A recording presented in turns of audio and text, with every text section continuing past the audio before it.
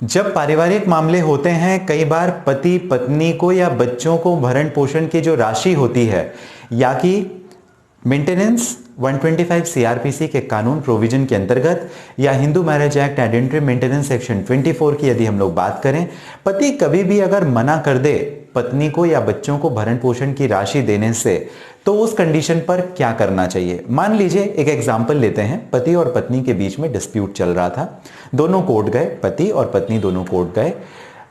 पत्नी ने एक एप्लीकेशन डाली 125 मेंटेनेंस सीआरपीसी के प्रोविजन में या सेक्शन 24 के हिसाब से, और कोर्ट ने मेंटेनेंस अवार्ड कर दिया पत्नी को। अब क्या होगा, बात करेंगे इसी टॉपिक पर। नए हैं, सब्सक्राइब करना है। ऑनलाइन लीगल हेल्प आपका अपना चैनल है, आप अशोक पांडे के साथ शुरुआत कर रहे हैं।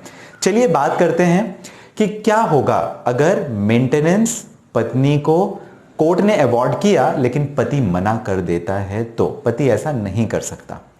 इस वजह से नहीं कर सकता क्योंकि ये पति की लायबिलिटी है कि वो पत्नी को मेंटेनेंस दे। अगर कोर्ट ने मेंटेनेंस अवार्ड किया है तो वो अपनी इस रिस्पॉन्सिबिलिटी को अवॉइड नहीं कर सकता, छोड़ नहीं सकता। एक हम लोग अगर स्पेशल केस की बात कर लें तो ये केस है Sandeep Kumar versus state of Jharkhand का केस, AIR 2004 का मामला। क्या हुआ था इस मामले में, कोर्ट ने मेंटेनेंस अवार्ड किया, पति ने मेंटेनेंस पत्नी और बच्चों को देने से मना कर दिया। पति इसके पहले साइंस ग्रेजुएट था, बीएड था और पहले एक प्राइवेट कंपनी में काम करता था। लेकिन जैसे ही कोर्ट ने मेंटेनेंस अवार्ड किया, उसके थोड़े समय पहले ही उसने जॉब छोड़ दिया, रिजाइन कर दिया और कोर्ट के सामने एक्सक्यूज देता है कि मैंने अपने पोस्ट से, अपने काम से रिजाइन कर दिया है, फिलहाल मैं पैसे नहीं कमाता हूं, ना ही मेरे पास पैसे हैं, तो मैं अपनी वाइफ को और बच्चों को भरण पोषण की जो राशि कोर्ट ने अवार्ड की है वो मैं नहीं दे सकता। कोर्ट ने इस फैक्ट को कंसीडर नहीं किया। कोर्ट का यह कहना था कि अगर आप एबल बॉडीड हैं, अगर आपके हाथ पैर और बाकी जो आपके बॉडी पार्ट्स हैं वो सही सलामत हैं, तो ऐसा समझा जाएगा कि आप कमा सकते हैं, आप अपनी रिस्पॉन्सिबिलिटी को पूरी कीजिए, आपको मेंटेनेंस देना पड़ेगा।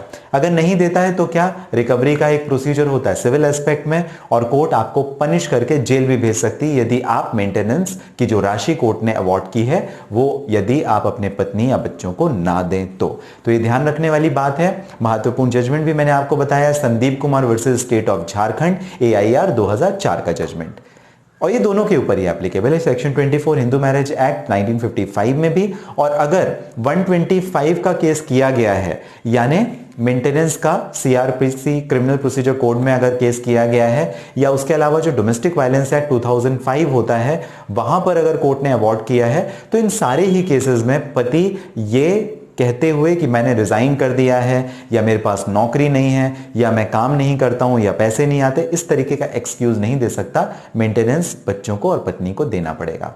आपको जानकारी कैसी लगी मुझे जरूर कमेंट बॉक्स में मेंशन कीजिएगा, और अगर नए हैं तो मेरी हमेशा की तरह आपसे रिक्वेस्ट, सब्सक्राइब जरूर करें। लीगल इन्फॉर्मेटिव वीडियोस आप तक मिलते, आप तक पहुंचते रहेंगे। किसी परेशानी के लिए बात करना चाहें तो व्हाट्सएप नंबर दिया गया है हमारी स्क्रीन पे, और इसके साथ ही डिस्क्रिप्शन में लिंक है जहां से आप डायरेक्टली अपॉइंटमेंट बुक करके भी बात कर सकते हैं। मैं हूं अशोक पांडे, मिलते हैं अगले वीडियो में, तब तक स्वस्थ और सुरक्षित रहें।